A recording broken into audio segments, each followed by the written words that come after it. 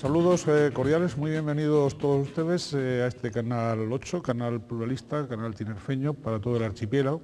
Y bienvenidos al programa de Crítica en 8, en esta ocasión pues centrado el debate en ese tema titulado cirugía plástica, que no solo va a abarcar evidentemente el debate de la cirugía plástica en sí, sino también la estética, la denominada estética, reparadora, etcétera, ¿no? Bien, nos acompañan, están en el estudio y queremos agradecer su participación y su protagonismo en este debate. Don Javier Monsalve Díaz, cirujano plástico, estético y reparador. Don Javier, bienvenido. Muchísimas gracias. También nos acompaña doña María Dolores Palliser Díaz, abogada. Hola, Ricardo. Esa ha sido muchas más cosas, pero vamos a decir abogada. Y igualmente tenemos que agradecer la presencia de doña Inés Domínguez Correa, concejala por el Partido Socialista Canario PSOE del Ayuntamiento de Santa Cruz de Tenerife. Doña Inés, bienvenida. Muchas gracias. A todos ustedes les animamos a participar en este debate a través del correo electrónico, cuya dirección en este momento tienen al pie de pantalla.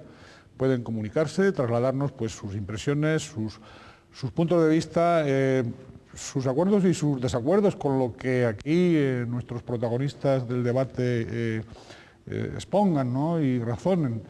Y asimismo tenemos que agradecer el que en el transcurso del programa pues, van a dar sus puntos de vista don Cristino Suárez López de Vergara, de la Asociación Nacional de Cirugía, y don Abimael Clavijo, psicólogo, ¿no? A ellos e incluso también a la ciudadanía de la calle que ha opinado sobre esa pregunta de si estaba o si está o no de acuerdo con la cirugía estética. A todos les agradecemos por igual esa participación. Bueno, como es tradicional, vamos a arrancar con ese informe inicial que han elaborado los servicios informativos del Canal 8. Vamos a eso.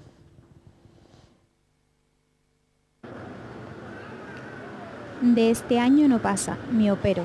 Esta es una afirmación que muchos nos hacemos constantemente. Hoy día ingresar a un quirófano para embellecer la imagen corporal podría considerarse una intervención de rutina.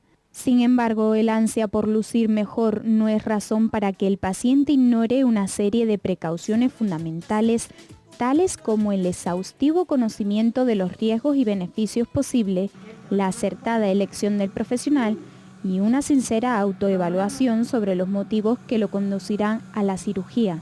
La cirugía estética no solo tiene como finalidad el embellecimiento físico de una persona, sino especialmente la posibilidad de proporcionarle una imagen más adecuada y positiva, mejorando su autoestima y por lo tanto su calidad de vida. No existe ninguna razón por la que alguien deba exponerse a una operación, por menos invasiva que parezca, sin tener plena confianza en el especialista que la realizará, total conocimiento de los procedimientos que se utilizarán y las potenciales consecuencias. Las operaciones de estéticas más solicitadas varían mucho según los grupos de edad. Las más jóvenes demandan rinoplastia, liposucciones y mejora del aspecto de las orejas, en general, ponerse más guapas. Las mujeres de edad media les preocupa más remodelar su cuerpo después de un embarazo o recuperar la figura perdida por la flacidez o la edad. Las personas de mayor edad luchan lógicamente contra los signos de envejecimiento a través de lifting, descolgamiento de párpados y cuello. Todos los pacientes tienen derecho a que les expliquen los detalles de la cirugía, posibles riesgos y complicaciones, ventajas y desventajas de determinadas técnicas para poder hacer un balance costo-beneficio en el momento de tomar la decisión. La cirugía estética está alcanzando en España las mismas cotas de demanda que en países vecinos como Francia o Italia. Hombres y mujeres cada vez tienen mayor confianza en esta técnica y están mejor informados de la necesidad de ponerse en manos de un buen profesional. No obstante, los especialistas advierten que hay que ser realistas. Someterse a una operación puede mejorar mucho el aspecto físico, pero no hace milagros. Mejorar, pero sin prodigios, sin milagros. Bien, pasa como con los polvos de doctor Meléndez. Bien, vamos con don Javier con esto de la cirugía plástica, de la cirugía estética y de la reparación. De todo eso es, ¿no?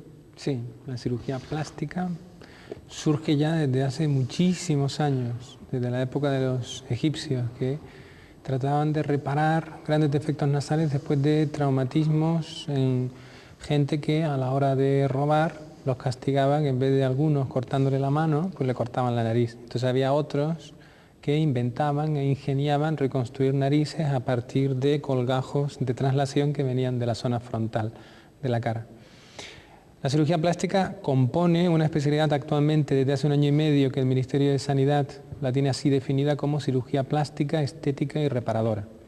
Esto es, los cirujanos plásticos tenemos una formación primero médicos, luego hemos de superar un examen que se llama MIR, que es una prueba selectiva de médico interno residente, y una vez superado esta, hay gente que se especializa pues, en una rama concreta de la cirugía plástica.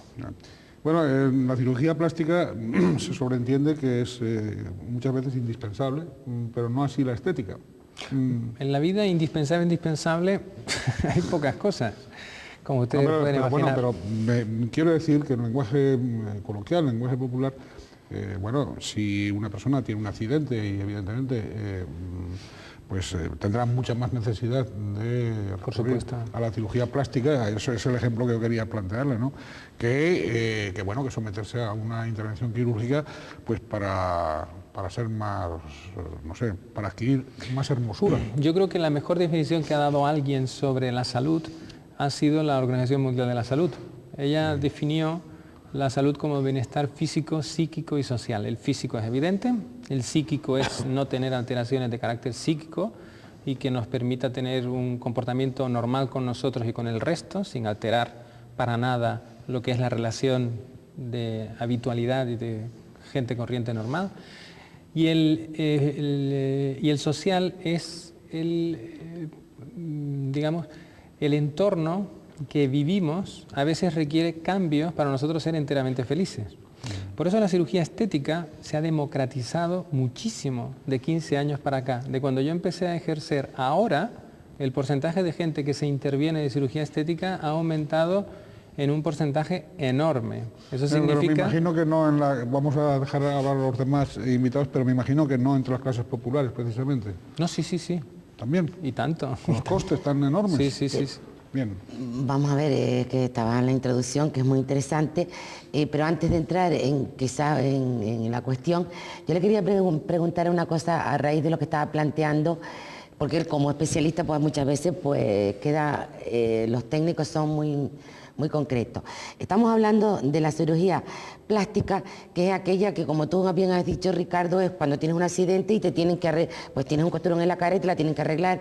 Eso se hace una especialización o reparadora, entonces se hace una especialización de 5 años, pero ahora él estaba diciendo el doctor, nuestro contertulio, nos estaba diciendo que también la estética ha entrado en el MIR. Y entonces la estética ya es una cuestión de voluntad, o sea, es privada, quien quiere lo hace, o sea, es optativa, no es necesaria, como tú bien decías. Entonces yo planteo, ¿están siendo subvencionada la cirugía estética o a los residentes del MIR para que cojan la rama de estética, cuando me parece un contrasentido que luego tú no te puedes hacer la cirugía estética en un hospital público ni te lo va a atender la Seguridad Social por razones obvias, hay otras prioridades? Entonces, en ese sentido, sorprende, ¿no?, que se haya metido la estética para luego ustedes poder ejercer la vida privada y luego resulte que, claro, la Seguridad Social no la va a coger nunca porque hay otras prioridades y con toda la razón del mundo, ¿no? Evidentemente, Loli, la pregunta es buenísima y tendrías que planteárselo a los que se están formando actualmente por el sistema MIR, porque nuestro programa de especialidad sí que recoge durante como mínimo 6 meses en el último año de residencia el poder acudir a un centro ya financiado por el Ministerio de Sanidad, el hacer una subespecialización de cirugía estética dentro del programa de cirugía plástica, estética reparadora. A tu pregunta concreta, que si eso revierte en el sistema sanitario público, la respuesta es no, porque la cirugía estética privada no tiene lugar, como no puede ser de otra manera, en el sistema sanitario público. Claro, o sea que expresado de un modo más grosero, la Seguridad Social está costeando una especialización para solo 6 meses. Sí, bueno, lo que sea. Porque el resto del tiempo... A mí no me tocó esa etapa, Pero reconozco que costeando. a la pregunta que ustedes hacen, la respuesta Sí. es sí. Además, Sí, sí, sin paliativos. Vale, sí. vale. Costea, sí, pero quería acabar de redondear la pregunta en el sentido de que costea con dinero público esa especialización para después permitir que el especializado tenga unos ingresos extraordinarios por la vía privada. Bien. Extraordinarios no, ordinarios de su trabajo. Bueno, ordinarios de su trabajo y a veces cuantiosos. Bueno. Doña Inés. Don Como un buen Ricardo. periodista, ¿no? Bueno, en el periodismo se cobra menos. Doña Inés. A mí, en cambio, en esta primera ronda no voy a meterme directamente con Javier, pero me ha llamado muchísimo la atención cómo comenzaba el informe este que hemos visto al comienzo, y es que la mujer que habla dice, de este año no pasa, todos queremos meternos en un quirófano. A mí lo del todos me parece realmente terrible y que se dé así, con esa contundencia, con esa tranquilidad. Todos no nos queremos meter en un quirófano. Entonces, el tomarlo ya como un fenómeno normal, habitual y de masa, y eso sí que lo uno a esto último que ha dicho usted, y es que se ha democratizado la cirugía estética, plástica, reparadora. Yo creo que lo realmente importante, o a mí me gustaría salir de aquí con esa pregunta más o menos clara, pero ¿qué ha pasado? ¿Qué ha pasado para que tal cantidad de personas, sobre todo de jóvenes y de mujeres jóvenes, crean que realmente todos soñamos con cambiar nuestro aspecto y que no seremos felices y que nuestra autoestima no se puede subir de otra manera que no sea arreglándonos la nariz, poniéndonos tetas, subiéndonos aquello, bajando lo otro? Inés, acabas de hacer una pregunta excelente, solo te puedo decir Muchas eso. gracias. ¿Qué ha pasado en la sociedad en este tiempo? Pues mira, a mí siempre me gustaría que estos programas de debate nos grabaran antes de estar justo delante de las cámaras, en donde tomamos café y más o menos nosotros nos conocemos y nos planteamos nuestras cuestiones. Voy a tratar de ser sintético en qué ha pasado. Hoy día a la gente se le conoce, y incluso en las entrevistas de trabajo más habituales de cajeros, telefonistas, recepcionistas, secretarias, ¿qué porcentaje tiene la imagen de la persona que se va a contratar? Aparte de la entrevista luego, en el tema de su fundamento en formación y su fundamento como persona, pero el aspecto estético. Si es mona, si es fea, si es guapo, si tiene buena presencia, hay un porcentaje importantísimo. Y eso no es otra cosa, sino que en nuestra sociedad actual se prima lo evidente, lo que no se puede nunca juzgar más allá del pensamiento, que es lo que se ve de primera vista. Lo evidente es lo que es intangible, se ve y por tal es. Y ya, en montones de tratados psicológicos se sabe que cada vez que hay menos formación humana y cada vez que hay menos formación ética, Claro. lo evidente prima más que lo del fondo. Nuestros abuelitos decían, ¿quién te quiere bien a ti? El que te hará sufrir. Hoy día, ¿quién te quiere bien a ti? Y en la teoría de la vida actual es el que está todo el día halagándote, el que está todo el día, los niños y las niñas, ay, ¿sabes? Mimosos, tal. No. El fenómeno es de tal complejidad sociocultural y tiene que ver mucho con nuestro sistema educativo, que cada vez se prima más no el fundamento de ser una persona bien formada, culturalmente apta, que sepa ser persona, no solo ser persona a través de un atractivo físico para conseguir algo, sino que sepa ser persona en todos y cada uno de los ámbitos de la vida. Pero ¿por qué este fenómeno entonces implica, perdona, solo esto, implica en mayor medida a mujeres? Porque porque lo que está claro es que el número de varones y de mujeres que se someten anualmente en nuestro país, por no irnos a Europa, que yo no sé cuáles son las variables que entraran. En nuestro país, en nuestra comunidad, ¿por qué frente a un 70-80% de mujeres Hay un 20 de hombres. hay un 20 de hombres? ¿Qué pasa? ¿Que los hombres sí conservan esa formación en valores? No. ¿Ellos no están equivocados? ¿No han errado el rumbo? Que no se atreven o que todavía no se atreven a dar el Digamos paso. que son varios factores. Entre ellos está primero que no se ha democratizado tanto el uso de las intervenciones en los hombres, pero va a más. ya hay hombres de 50 y 45 a 60 años ejecutivos que quieren operarse la bolsa de los ojos, los párpados superiores, un lifting de cuello y que quieren mejorar. Sobre todo los hombres que se separan y tratan de vivir una segunda pareja en su vida, tienen que, digamos que empiezan por la liposucción, luego la ginecomastia, que es la grasita en los pechos, luego los michelines, en fin. Sí, yo quería decir una matización, Ricardo, con respecto a lo que estaba hablando Inés. Sí, se va complicando porque antes que yo recuerde bastaba con un tinte de pelo, ¿no? Mira, vamos a ver. Que a nosotros no nos iría mal, por cierto. Vamos, No, aquí, bueno, yo me siento muy bien sin teñirme el pelo. vamos a ver, aquí Inés está planteando una pregunta. Inés, como ha estudiado filosofía, entonces se plantea una cuestión de ética y estética. Y claro que hay que matizar, porque yo desde el punto de vista de una mujer madura, formada y segura de mí misma, no planteo aquí, no planteo ya estos dos conceptos tan importantes como es la ética y la estética. Creo que es mucho más variado, o sea, una serie de fenómenos que tampoco se tiene que profundizar y ahondar en las raíces mismas del ser humano. Vamos a ver, primero estaba diciendo Javier que estamos en la sociedad de la imagen, ya es verdad, o sea, la imagen influye muchísimo porque por la televisión, por mil factores, esta es la sociedad de la imagen, estamos en el siglo XX-XXI, ha sido la sociedad de la imagen. Segundo, hay que tener en cuenta de que estamos en una sociedad donde por el avance científico, las edades, el término medio de una mujer es de 80 y pico años y de un hombre 78, 79, siempre ellos un poquito menos, a Dios gracias. Entonces, ¿qué ocurre? Claro, nosotros ya, una mujer de 40 o 50 años, es una mujer que a lo mejor en el 40 y pico está en el Ecuador, exactamente en el Ecuador de su vida, y le queda otro tanto por vivir. Entonces, bueno, ¿qué quiere decir esto? Que yo no creo que sea de pensar, o sea, de una frivolidad absoluta, sino que, bueno, en una sociedad moderna a la gente le gusta estar guapa, pero no tampoco guapa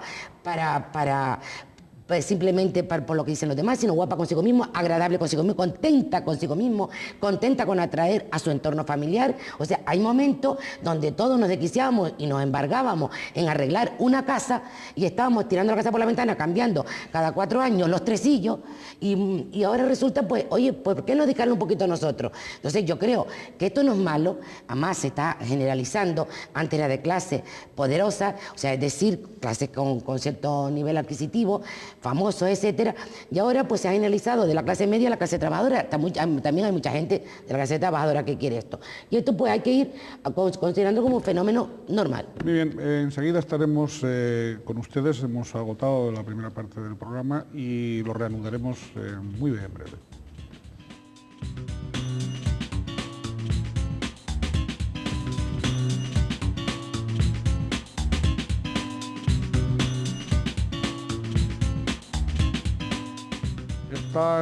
Estamos en Canal 8, en el programa de Crítica en 8, dedicado a la cirugía plástica, estética, reparadora.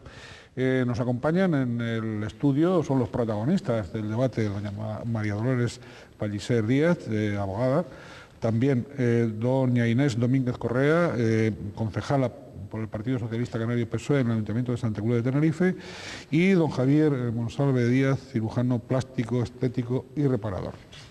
Hemos tenido, como ustedes, los que nos han seguido desde el principio, una primera parte de debate. Ahora vamos a escuchar en la segunda declaraciones, puntos de vista de don Cristino Suárez López de Vergara, de la Asociación Nacional de Cirugía, y de don Abimael Clavijo, psicólogo. Vamos con esos puntos de vista para después volver otra vez al debate de los que están presentes en el estudio.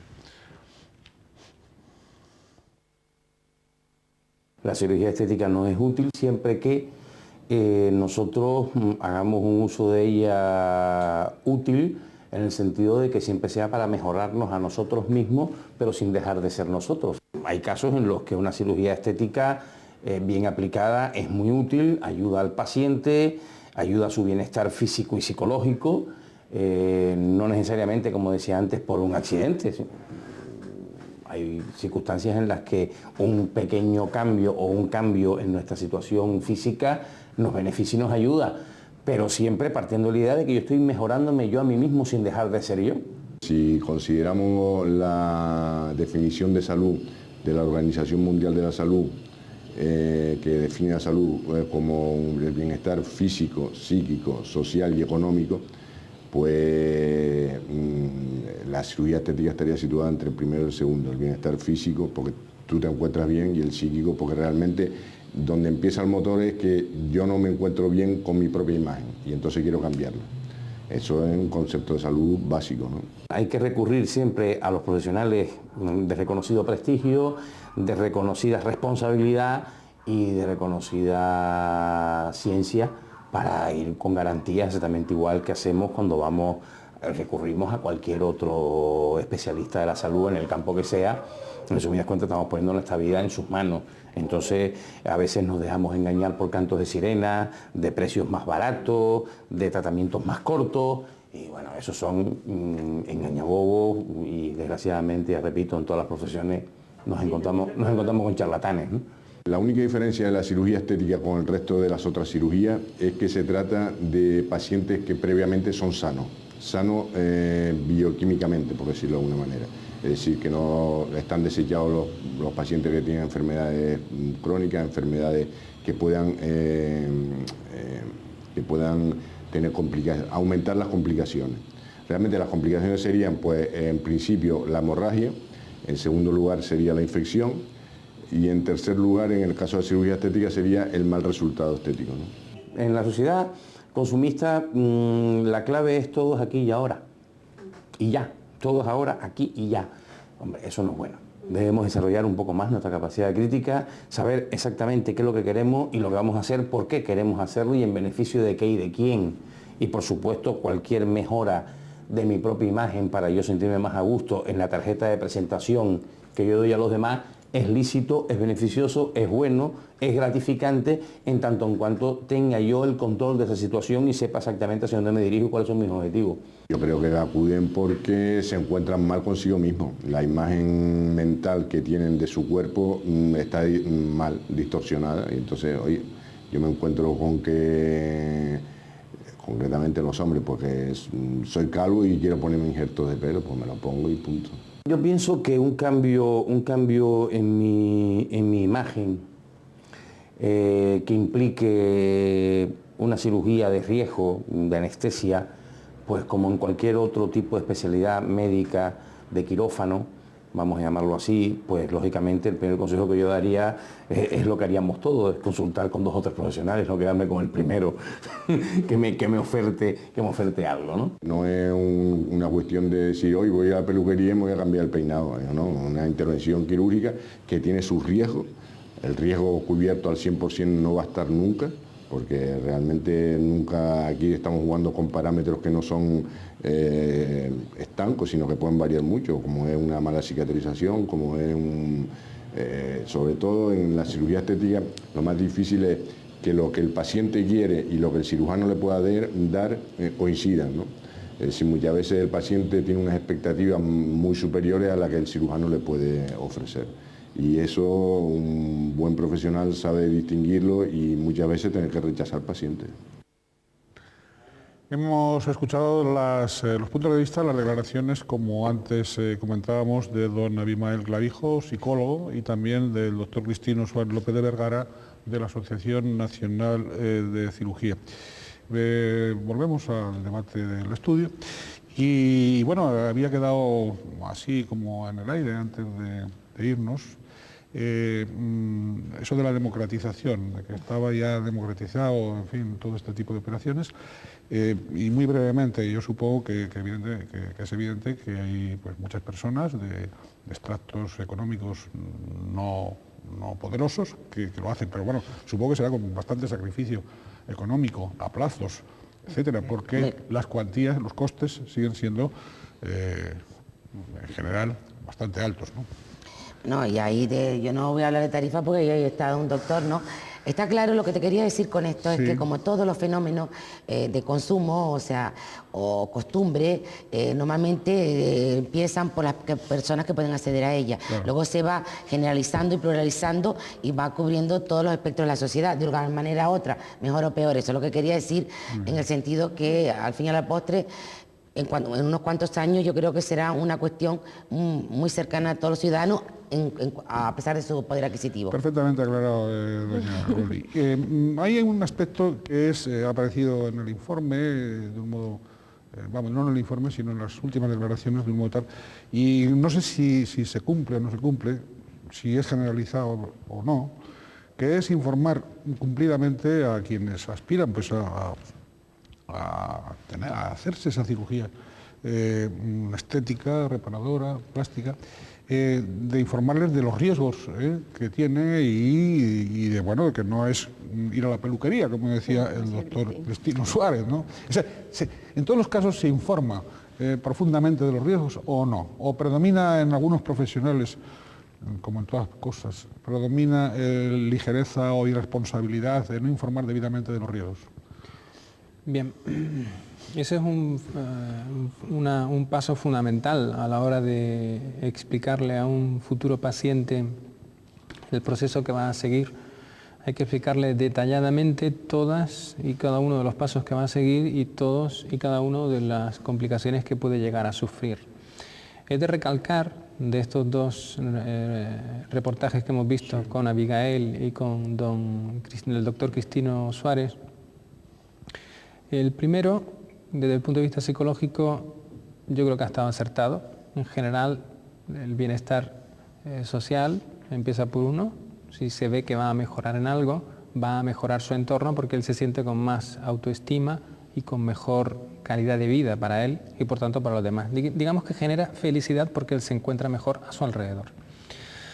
Con respecto a Cristino, hay que tener mucho cuidado en el tema de las complicaciones de la cirugía estética. Antes lo comentábamos. La cirugía estética es la cirugía más delicada que hay.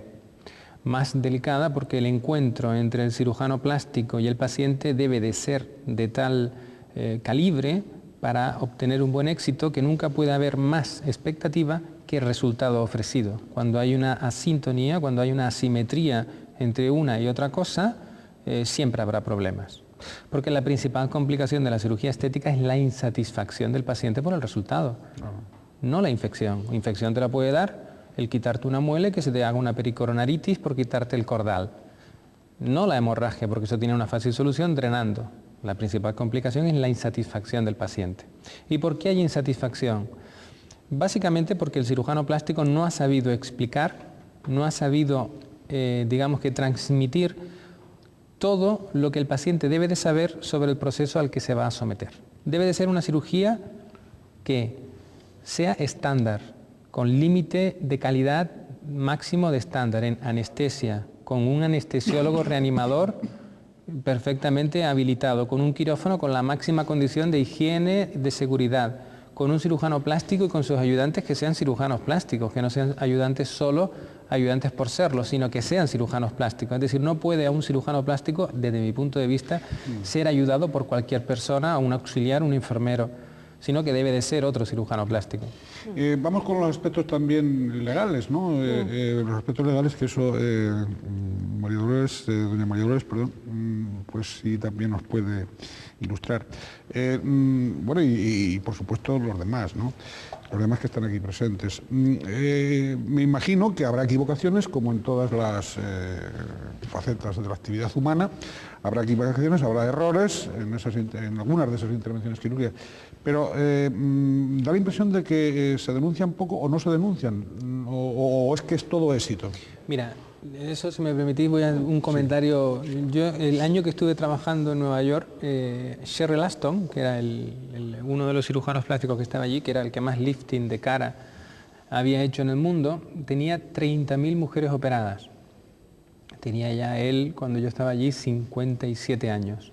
Y tenía una media de denuncias al año de entre 30 y 40 mujeres. Es decir, venía saliendo como 3 al mes. Operaba cada día 3 o 4 liftings.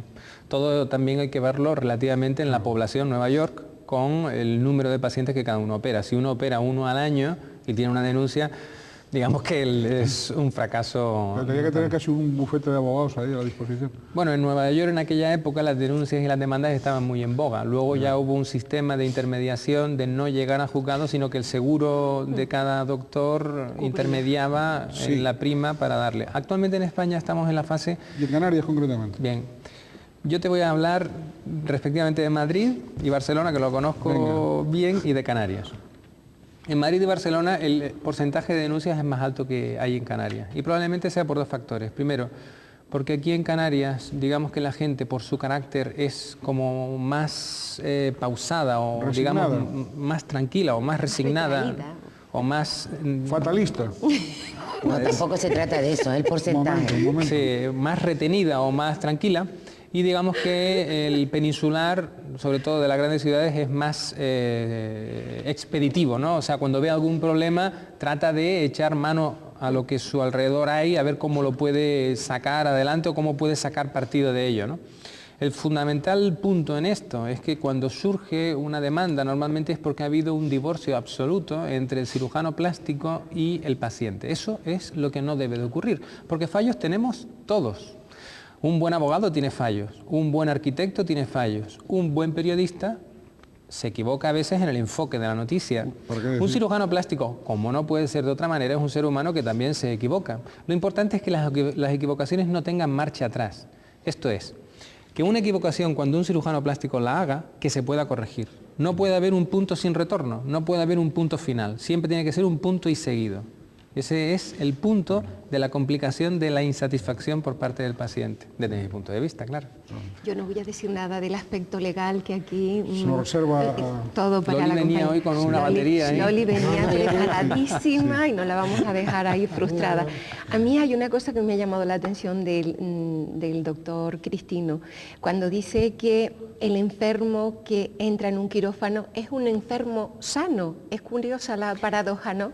O sea, es cierto, es alguien que se somete voluntariamente a un proceso de quirófano, a una intervención, a los riesgos que supone, y sin embargo es una persona sana.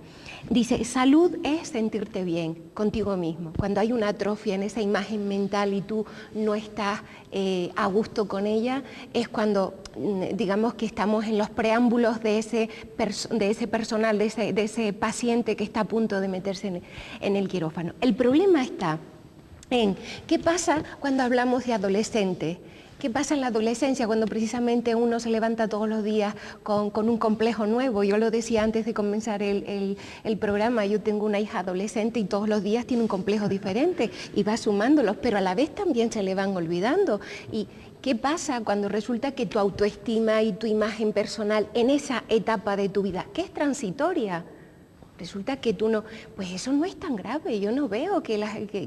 Y sin embargo, estamos ahora ya en ese momento en el que los padres regalan un aumento de mama a la niña si aprueba cuarto de la ESO y si aprueba todas las asignaturas del bachillerato o si ha aprobado la selectividad. Yo pienso que en ese, me parece que no debiéramos dejar estos aspectos fuera, porque yo creo que no se trata de abrazar lo novedoso. A mí sinceramente me parece que si en Estados Unidos, en Nueva York, un señor que hace 30.000 estiramientos de cara al año, pues fantástico para ella, pero eso no significa que eso sea bueno, ni que sea loable, ni que lo tengamos que imitar, ¿no? Inés. Vamos, es que antes yo de hablar de los temas jurídicos, no, de los temas legales con respecto a esta situación, es que todavía no te estoy entendiendo muy bien, Inés, y perdona, no te entiendo. Vamos a ver, aquí es que nadie estamos todos hablando, creo que razonadamente, lo que estamos en esta mesa. Entonces, a ver si entiendo tu filosofía, a dónde quieres llegar. Porque claro,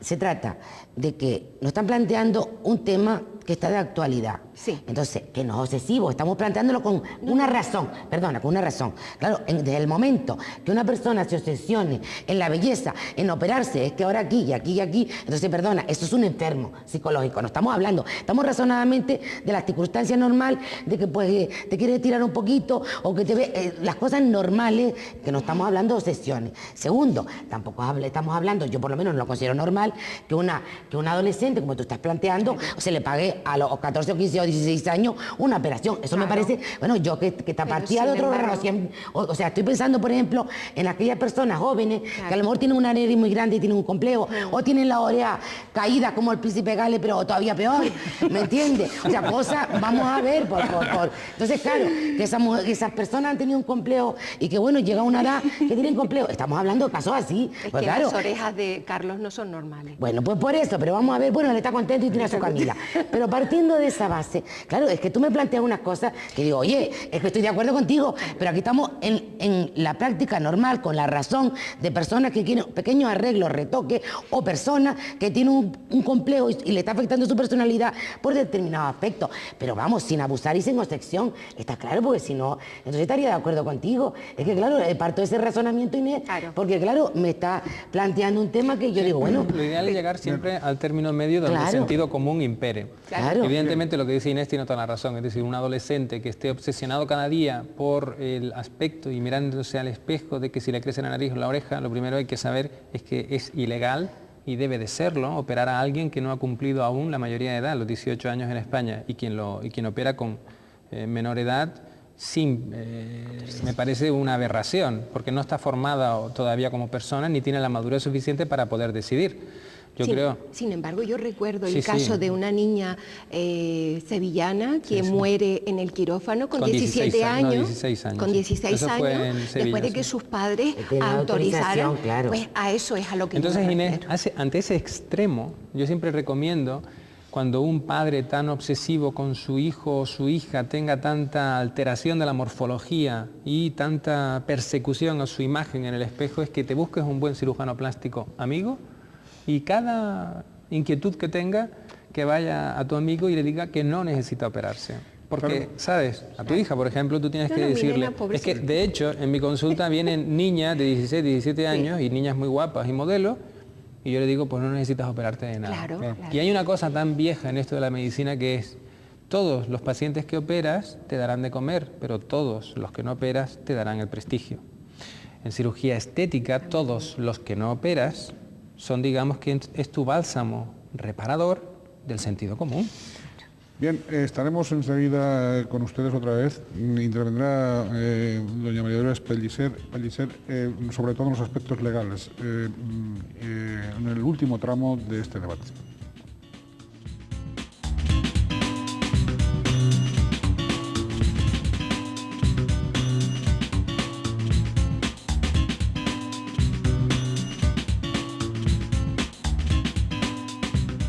Están ustedes, estamos en Canal 8 y estamos en el programa de Crítica en 8 dedicado a la cirugía plástica, estética y reparadora. Nos acompañan, son los protagonistas del debate, doña Inés Domínguez Correa, concejala por el Partido Socialista Canario PSOE del Ayuntamiento de Santa Cruz de Tenerife, doña María Dolores Pellicer Díaz, abogada, y también el doctor Javier Monsalve Díaz, cirujano plástico, estético y reparador. Han intervenido con sus puntos de vista don Cristino Suárez López de Vergara, de la Asociación Nacional de Cirugía, y don Abimael Clavijo, psicólogo. Vamos a escuchar ahora a la ciudadanía de la calle, que va a opinar si está o no de acuerdo con la cirugía estética. Si a alguien le va bien, ¿por qué no? Sí, ¿por qué no? ¿Para quién se lo quiere hacer? Si su cuerpo se lo puede permitir, desde luego que sí. A veces hay gente que le conviene y hay gente que no. Hasta cierto punto, porque prácticamente hay mucha gente que lo necesita, pero en cambio otras no, y esto sí que no me va. La cirugía estética puedo estar de acuerdo, pero no siempre. Hay a quien le irá bien y a quien no. Sí, la verdad que sí, porque si uno está a gusto con lo que tiene, si se lo puede mejorar, mejor. No, yo no, yo no. Pienso que habría que tener muchísimo cuidado. Es cuestión de ideología. A las mujeres les hace mucha falta algunas. Bueno, el que lo quiera hacer que lo haga y el que no quiera que no lo haga. Yo me gusta envejecer así, poquito a poco. Bien, poquito a poco, y a las mujeres les hace mucha falta y a los hombres también. Nos habíamos quedado con el planteamiento que iba a hacer desde el punto de vista legal. Antes el doctor Javier Monsalve pues nos ha citado que realmente hay pocos casos de denuncia en en Tenerife, en el archipiélago, hay pocos casos de denuncia. Yo no sé si será por falta de información de los propios pacientes que quieren reclamar, el que no quieran complicarse la vida con más gastos y con más procesos tortuosos, o porque realmente pues no hay motivos para denuncia, ¿no? Pero de todas maneras sí que ha habido por ahí algunos casos y... Es muy llamativo. Vamos a ver, antes de hablar un poquito por encima, que tampoco voy a aburrir con temas legales, sí quería hacer una reflexión con respecto a lo que decía Javier. Él decía que se dan más casos en Barcelona y en Madrid de reclamaciones que en Canarias, no sé el porcentaje con respecto a la población.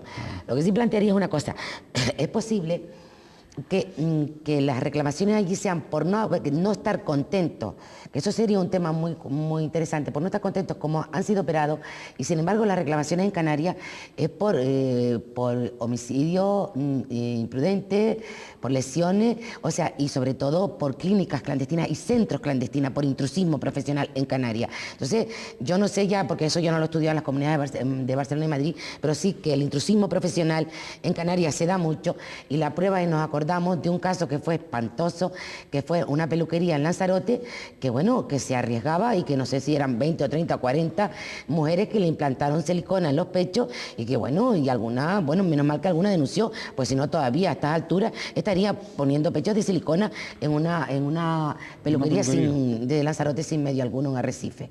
Entonces yo creo que aquí, sobre todo las denuncias que predominan, es el intrusismo profesional. Hay un problema en el tema de la denuncia. Vamos a ver. Primero, los pacientes no están muy bien informados. O sea, tampoco son expertos y no se leen los contratos ni la letra menuda. Y claro, no piden los correspondientes, por ejemplo, si se inyectan silicona, los correspondientes registros de sanidad de los productos que se van a inyectar. En fin, tienen que saber que tiene que ser una clínica legal donde haya un quirófano, una UBI, en fin, depende de la operación. En fin, muchas cosas que a lo mejor no tienen constancia de ello y que eso es imprescindible a la hora de realizarlo. Pero en los casos de que han sido denunciados en Canarias, bueno, y en el resto, según nuestro ordenamiento jurídico, en el resto de las comunidades autónomas, esto no está tipificado, sino como si, por ejemplo, se produce un homicidio por una imprudencia, o sea, un homicidio por imprudencia, o si es un caso de lesiones con homicidio, o sea, no está tipificado como una especialidad, sino dentro si es una lesión por imprudencia. ¿Qué ocurre? Aquí hay un problema que sí es interesante explicar. Si es una imprudencia médica, y yo, perdona esto Javier, porque también ocurre en la profesión de abogados y posiblemente en el de los colegios o hasta lo de los bomberos, o sea, quiero decir que en todas las profesiones ocurre en los cuerpos policiales y tal, hay un corporativismo. Entonces, sí, yo he notado que si hay, por ejemplo, paciente que ha habido alguna imprudencia y ha tenido repercusiones, necesita otros informes médicos que avalen para defenderlo ante los tribunales. Y ahí existe un corporativismo de los médicos, que es típico también de los abogados y de cualquier asociación de cualquier tipo, de no intentar meterse. O sea, yo tampoco iría, hombre, si yo veo a un abogado asesinando es lo obvio, pero quiero decirte, esta cosa de imprudencia, esta cosa, ¿me entiendes? Nos recordamos. Y ahí tiene un problema muchas veces las que denuncian y los que presentan una demanda, porque no tienen el apoyo suficiente de otros médicos que, claro, por respeto, por pudor, no se quieren enfrentar a sus otros compañeros en una negligencia médica. Ahí hay un problema. Hay también a veces por parte de los doctores posibles excesos en la presunción, en tal, bueno, pues rompiendo secretos profesionales o atentando a la intimidad de las personas. Sí, y hay sentencias y hay sentencias del Tribunal Supremo, no solamente de audiencias provinciales, sino del Tribunal Supremo, donde cualquier exhibición, o sea, cualquier información pública de los cirujanos plásticos y reparadores sobre alguna de sus pacientes, sean o no conocidas o famosas, alguna publicación sobre ella, es un delito contra la intimidad del honor y por lo tanto tienen unas sanciones y bueno, y caen en responsabilidad civil, o sea, es obvio. Bien. Sí. Iba a intervenir, me parece, ¿no? Iba a intervenir, pues la verdad es que en este momento no, yo creo que... pues le interpreté que sí iba a intervenir, pues entonces... Yo quería ahondar en lo que dice Loli, fenomenal, lo del intrusismo. Normalmente en Canarias, evidentemente, lo del intrusismo es patético. Tenemos un caso muy reciente en una clínica del norte de Tenerife que ha llegado incluso a verse en Miami y en Puerto Rico, y la imagen que damos es horrible. La imagen que damos es horrible porque parece que los que aquí trabajamos, pues parece que somos de una república bananera. El solo pensar que una mujer se pueda operar en una clínica no estándar, con todo lo que antes dijimos de certificado de calidad de un quirófano, con una UBI, con un anestesista, con una sala de recuperación y reanimación posanestésica adecuada, con un ingreso hospitalario en toda regla, con un médico de guardia, con una TS de guardia. Hoy día es impensable que haya gente que se deje llevar por cantos de sirena y por lo que antes decía muy bien el psicólogo Abigail, engañabobos. Palabra muy canaria. Claro. Probablemente para conseguir pues, precios más baratos. Y... Normalmente se ajusta siempre, lo barato a la larga suele salir caro. Sí, eso lo tengo yo clarísimo. Es decir, el que trate de ahorrarse 1.000 o 2.000 euros por no tener seguridad, cuando esta debe ser la cirugía más segura de todas. Porque es que no estamos hablando, como antes decía el doctor Cristino, no estamos hablando de un paciente que tenga una afección coronaria y que debe de ir al quirófano para arreglarse con un puente su circulación coronaria, su circulación cardíaca, ¿no? Estamos hablando de alguien normal, sano, que va a someterse a una intervención quirúrgica con todos los pros y contras que ello lleva y que tiene que mejorar. Es decir, tenemos que tener una garantía en el éxito y una garantía en el proceso. Garantía en el éxito de que, aunque nos podamos equivocar, que sea una equivocación reversible, sin punto final, y que luego en la fase del tratamiento todo, digamos, que sea reglado para que al final todos estemos contentos. Lo que no puede ser es operarse en una clínica clandestina por uno que no es cirujano plástico. Luego la señora dice, es que yo no sabía, a mí me dijo que operaba mucho de esto, pero que no era cirujano plástico. Pues la gente tiene una manera súper simple de saber quién es cirujano y plástico y no, que la voy a decir aquí y lo digo en cada programa de televisión que voy. La primera forma es llamar al colegio médico de cada provincia y preguntar por quiénes son los médicos titulados del Ministerio de Sanidad y Consumo, cirujanos plásticos, y allí te dan una lista. Y por provincias, en las provincias pequeñas, como Tenerife o medianas, como Tenerife o Las Palmas, no hay más de 8 o 10. Es decir, cuando salen 20 o 30 es que no hay, no hay más de 8 o 10. En España somos 600 cirujanos plásticos oficiales y se dedican a hacer cirugía estética más de 3.000. Ello significa que hay 2.700 que no son cirujanos plásticos que hacen cirugía estética. Ese dato es contundente. Es un dato tremendo, ¿no? Es un dato contundente. Es un dato que, bueno, ¿por qué hay tanto, digamos, elixir de cirugía estética actual? El primer país del mundo donde más se opera la gente es Estados Unidos. Segundo, Brasil. Tercero, España. Y dentro de España, la primera comunidad en cirugía de mama y cirugía de remodelación corporal en términos relativos, en términos porcentual, es Canarias. Canarias. ¿A la cabeza? A la cabeza. En cirugía de mama y de remodelación corporal, liposucción, liposcultura, refining del que hablábamos antes, implante de mama, reducción de mama. Y luego, en Cataluña se opera la gente más de cirugía de cara en época invernal, en términos porcentual, y en Madrid, digamos que están al segundo y tercero de todas las variedades de cirugía estética. Entonces, ante este boom y ante este mercado emergente, un médico general sin titulación que hace unos cursitos, es que a mí muchos pacientes que vienen de clínicas, digamos, no homologadas, que no llevadas por cirujanos plásticos, siempre me dicen que su médico le enseñó muchos títulos colgados en la pared. Pero claro, es como si un abogado no tiene el título de licenciado en Derecho por la Universidad de La Laguna, sino que tiene cursos de Derecho, un cursito de Derecho laboral que me dio un graduado social, sin tener ni idea de lo que hablo, pero por ahí van los tiros, ¿sabes? Entonces, claro, tenemos que exigir al público en general que exija al cirujano que le atienda, que le exija su título, que le exija en qué clínica va a operar, que pida más opiniones con otros cirujanos plásticos, que no se quede solo con la opinión de uno, que vaya otro y que compare lo mejor que puede hacer cada profesional. Y es ofrecerle, mire, vete a este si no te quedas tranquila, como un abogado, un buen abogado también tiene que dar alternativas a que no solo se queden con su impresión, ¿no? Y la gente debe de exigir eso. Muy bien, últimas intervenciones, se nos ha ido el tiempo, lamentablemente.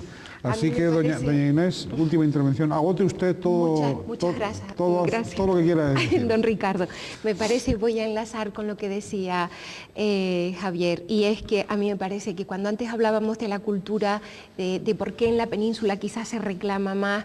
Yo creo que has dado, a mí me parece que has dado en un elemento importantísimo.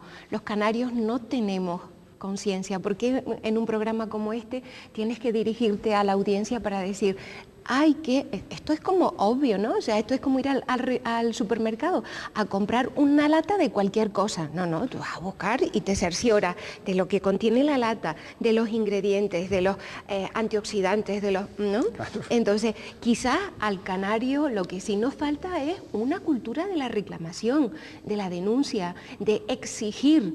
Parece, vamos al médico y parece que vamos asustaditos, ¿no? Y con lo que te dice el primero te quedas. Y no tenemos ese no sé cómo decirlo. Viveza. Sí, de preguntar, de ir, de venir, de contrastar, de coger el teléfono, de informarte de si realmente ese señor dice ser quien es, para, siendo una persona sana, pasar por un quirófano y en muchos casos poner en riesgo tu vida o que te quedes mal, en fin. Yo creo que a mí me parece que mesura y término medio, justo término medio y sentido común, que parece ser el menos común de los sentidos. Muy bien, doña María Dolores Pellicer. Bueno, pues yo, en resumen... Última intervención, sí. Termino mi intervención. Quería también señalar que hay un defensor del paciente y yo creo que lo más importante para cualquier persona que se intente operar de cirugía es informarse, como decía Javier, informarse de las clínicas, de los productos, de los médicos, eso es lo más importante. Segundo, en este debate yo no estoy ni soy una partidaria ferviente, ni estoy en contra, o sea, yo creo que no viene mal de vez en cuando hacerse un arreglito. Si tienes un ahorro, en vez de gastarte, a lo mejor yo sería partidaria, en vez de gastarme en un coche, pues a lo mejor hacerme un arreglito, me quedaría yo más contenta, me vería mejor en el espejo. Pero eso no quiere decir que de vez en cuando vea alrededor de mí un montón de amigos de mi edad o personas queridas que tienen que entrar a un quirófano por una enfermedad, digo, Lolita, y eso es una provocación a la suerte y al destino, también hay que plantearlo, porque claro, eso también es una provocación al destino. Y Ricardo, se nos ha quedado el tema de las operaciones quirúrgicas y de los hombres, porque, perdona, bueno, te voy a decir una cosa, pues según mi información, mira, te puedo decir, creo que el 10 o el 15% de los políticos actualmente que existen en España y no abierto a ninguna comunidad, están retocados, o sea, nuestros políticos, nuestros próceres de la patria.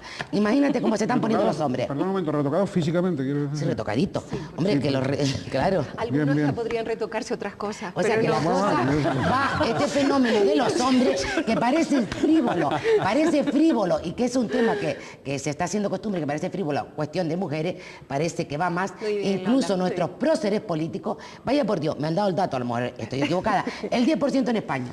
Curioso. Y de toda la tendencia, doña María, algunos así muy no te voy a dar nombre porque me lo sé, pero bueno, no me tiren de la lengua. No puedo porque hay intromisión al honor, hombre, por amor de Dios. Los privados, tío, bromeando, hombre. Respetemos la ley. Claro. Bien, don Javier, última intervención. Y ya puede usted incorporar lo que planteaba doña María Dolores Pellicer en cuanto a el factor de los hombres, ¿no? Sí, en los hombres cada vez más, por lo que antes dijimos de que en el mercado de trabajo los hombres tienen que tener mejor imagen, sobre todo se ve mucho en eso, en ejecutivos, en gente de 40, 55 años que se operan de la bolsa o de la papada o de la ginecomastia, en fin, o de los michelines. Ellos tratan de estar también mejor por si tienen una segunda pareja. Yo para finalizar sí que quiero... Una introducción, nada más, ahora continúa. Lo que pasa es que, si me permiten la matización, hay algunos grandes próceres políticos que decía doña María Dolores que por mucho que se operen lo tienen difícil. Bueno, vamos a ver. El único que lo ha dicho públicamente Berlusconi, creo. El único que lo ha dicho. Pero bueno, yo estoy hablando de España. Hizo un flaco favor a los cirujanos plásticos italianos porque él se fue a operar a Suiza. O sea, que imagínate cómo estarán los cirujanos plásticos italianos. No confiaba en su propio país. No confiaba, y mira qué buenos cirujanos plásticos en Italia. Pero bueno, parte de su propio país tampoco confía en él, pero bueno. Bueno, eso también puede ser. Vamos a ver. Y para finalizar, y ahondando en esto, la popularización de la cirugía plástica va también en los hombres, y sí quiero también ahondar en lo que Inés decía. O sea, esta cirugía es la cirugía del sentido común. Mira, operar por operar, como no operar por no operar, es absurdo. Es decir, el sector, o sea, la vida no es binaria, es un sí y un no. La vida tiene muchos matices como todos los colores. Siempre hay que quedarse con un tono mezclado de color y dándole mucho tanteo a lo que la cirugía puede dar, ¿no? En nuestra consulta, y eso es una cosa que sí recomiendo a la gente, nosotros siempre somos 2 cirujanos plásticos que ven a la paciente. Es decir, yo creo que cuanto más información se le da a la gente, mejor. No solo en cirugía plástica, en cualquier actividad. Es decir, yo cuando voy a comprarme un coche sí que quiero que me informen bien. Yo cuando voy a hacerme una casa sí quiero que mi arquitecto me informe bien. Cuando voy a un abogado quiero que me diga todo lo que yo tengo que saber. Y cualquier información plus, para mí es normal y debe de ser normal. Un buen periodista en su información tiene que contrastar la información. Pues un cirujano plástico igual, ni más ni menos. Es un proceder en la vida. Para contrastar, como usted sabe, es el ABC del periodismo, ¿no? Si no, pero no todos contrastan. No, claro, ni todos los cirujanos plásticos actúan bien. Claro. Entonces, etcétera. Pero evidentemente es el ABC del periodismo, como usted muy bien dice, ¿no? Bien, hasta aquí hemos llegado. Por cierto, usted le apuntaba antes, si me permite la broma, porque en todo debate, aunque sea muy serio, también cabe algo de humor. Y tanto. Usted apuntaba antes un poco que en su caso y el mío de un modo ostensible, en el suyo apenas insinuado. Insinuado, el tema blanqueo. Teníamos el blanqueo, pero mire usted, uno se siente modestamente reconciliado consigo mismo como es y como está. Y por lo tanto, pues no, en mi caso concreto, pues no tengo problemas. Pero Ricardo, además, de este perfil derecho que te estoy viendo, yo diría, ¿pero qué te voy a retocar, Ricardo, si está fenomenal? No, pero estás hablando del tema del blanco, ¿no? Y yo te añado el tema del perfil. Pelota. Hay muchas veces que me quiero quedar en blanco no, es una broma y evidentemente, bueno, hasta aquí ha llegado este debate, ha sido un debate porque este es un asunto personal, familiar, social, que está en la calle, que está entre la ciudadanía, que es de actualidad, que se habla en las casas y que pocas veces aparece en los medios de comunicación social y, sin embargo, con ese ánimo de informar, con ese ánimo de criterios firmes, como ha sido el caso, pues Canal 8 y el programa de Crítica en 8 pues hemos tratado de colaborar en ese sentido y aquí vamos a continuar. Y por lo demás, aparte de darle las gracias una vez más y a todos cuantos han intervenido, a ustedes recordarles que a través del correo electrónico pueden ponerse en contacto con nosotros, les animamos a eso, a que también dialoguen, a que recaben más información, estaremos a su disposición y por lo demás desearles como siempre el que sean felices en la medida de lo posible, con o sin reparaciones de imagen.